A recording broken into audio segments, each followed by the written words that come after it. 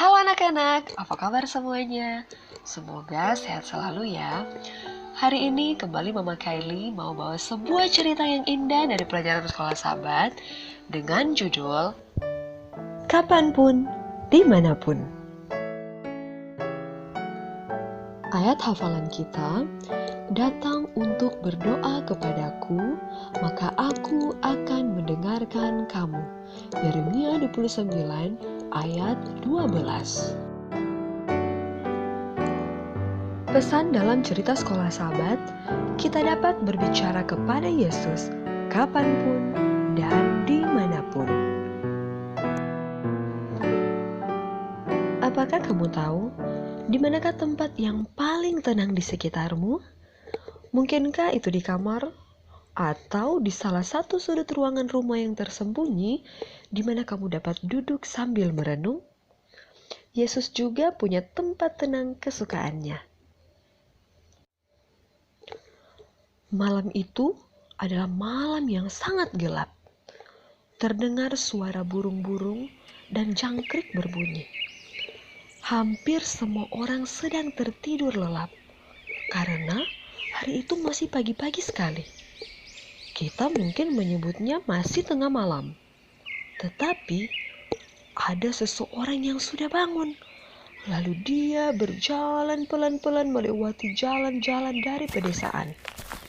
Dia melewati rumah-rumah, lalu masuk ke daerah perbukitan.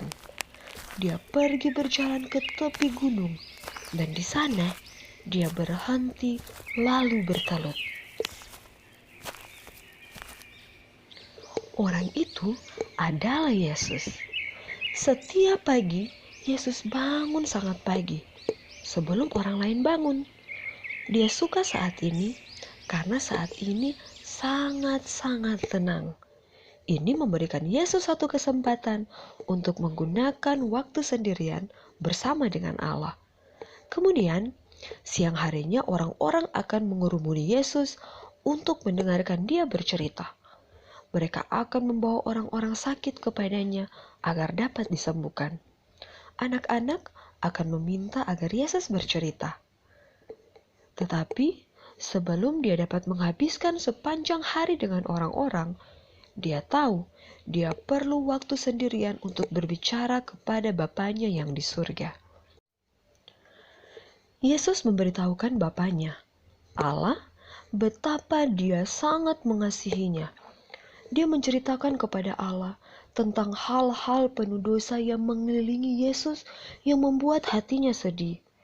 Dia mengatakan pada Allah tentang orang-orang yang sakit dan orang-orang yang memerlukan pertolongan. Dia memberitahukan pada Allah tentang sahabat-sahabat istimewanya, yaitu murid-muridnya. Yesus meminta agar Allah tetap membuat dia kuat supaya dia dapat menolong orang lain. Dan Allah selalu menjawab doa-doa Yesus. Dia akan menolong Yesus merasa aman dan tenang. Waktu Yesus selesai berdoa, hatinya dipenuhi cinta kasih. Kemudian, Yesus siap untuk memulai harinya bersama dengan orang-orang. Yesus berbicara pada Allah pagi-pagi sekali. Kemudian hari itu, sewaktu mengajar dan menyembuhkan orang lain, dengan diam-diam dia terus berdoa pada Allah dalam hatinya. Dia meminta agar Allah menolongnya menyembuhkan yang sakit, menyampaikan cerita yang tepat, bersikap ramah dan sabar. Dia berbicara pada Bapanya di sorga sepanjang hari. Kamu dapat berbicara pada Yesus kapanpun dan dimanapun juga. Anak-anak dapat berbicara kepada Yesus pada waktu kalian sedang merasa sedih atau gembira, atau mungkin ketakutan. Kalian dapat berbicara kepada Yesus di dalam mobil, di sekolah, atau di rumah. Kamu bisa menemukan tempat istimewa sendiri, satu tempat yang tenang, mungkin bertelut di samping tempat tidur, kemudian berbicara kepada Yesus pada waktu pagi-pagi, dan pada malam hari kembali ke tempat itu, bertelut di sana, dan ceritakan kepada Yesus tentang hal yang terjadi di sepanjang hari. Dia akan mendengarkan kamu bercerita, karena Yesus mencintaimu.